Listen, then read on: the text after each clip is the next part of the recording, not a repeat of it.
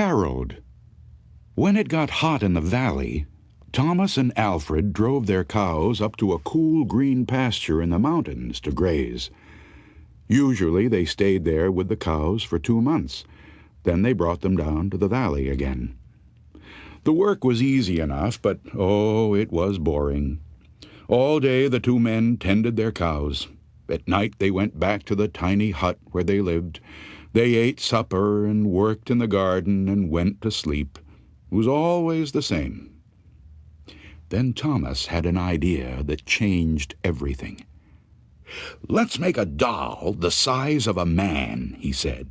"It would be fun to make, and we could put it in the garden to scare away the birds." "It should look like Harold," Alfred said.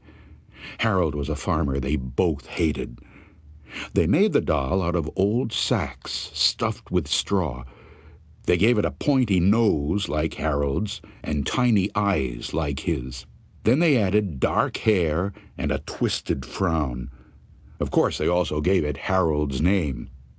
Each morning on their way to the pasture, they tied Harold to a pole in the garden to scare away the birds. Each night they brought him inside so that he wouldn't get ruined if it rained. When they were feeling playful, they would talk to him. One of them might say, "How are the vegetables growing today, Harold?" Then the other, making believe he was Harold, would answer in a crazy voice, "Very slowly." They would both laugh, but not Harold. Whenever something went wrong, they took it out on Harold. They would curse at him, even kick him or punch him. Sometimes one of them would take the food they were eating, which they both were sick of, and smear it on the doll's face. "How do you like that stew, Harold?" he would ask. "Well, you better eat it, or else." Then the 2 men would howl with laughter. One night, after Thomas had wiped Harold's face with food, Harold grunted. "Did you hear that?" Alfred asked. "It was Harold," Thomas said.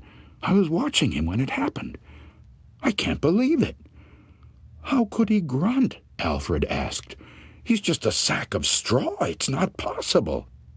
"Let's throw him in the fire," said Thomas, "and that'll be that." "Let's not do anything stupid," said Alfred. "We don't know what's going on. When we move the cows down, we'll leave him behind. For now, let's just keep an eye on him." So they left Harold sitting in a corner of the hut. They didn't talk to him or take him outside any more. Now and then the doll grunted, but that was all.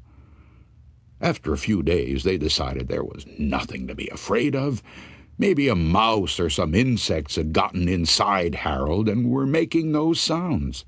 So Thomas and Alfred went back to their old ways. Each morning they put Harold out in the garden, and each night they brought him back into the hut. When they felt playful, they joked with him. When they felt mean, they treated him as badly as ever. Then one night, Alfred noticed something that frightened him. "Harold is growing," he said. "I was thinking the same thing," Thomas said. "Maybe it's just our imagination," Alfred replied. "We've been up here on this mountain too long." The next morning, while they were eating, Harold stood up and walked out of the hut. He climbed up on the roof and trotted back and forth like a horse on its hind legs. All day and all night long, he trotted like that. In the morning, Harold climbed down and stood in a far corner of the pasture. The men had no idea what he would do next. They were afraid.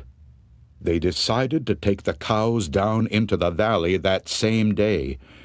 When they left, Harold was nowhere in sight. They felt as if they had escaped a great danger and began joking and singing. But when they had gone only a mile or 2, they realized they had forgotten to bring the milking stools. Neither one wanted to go back for them, but the stools would cost a lot to replace. "There really is nothing to be afraid of," they told one another. "After all, what could a doll do?" They drew straws to see which one would go back. It was Thomas. "I'll catch up with you," he said. and Alfred walked on toward the valley. When Alfred came to a rise in the path, he looked back for Thomas. He did not see him anywhere, but he did see Harold. The doll was on the roof of the hut again.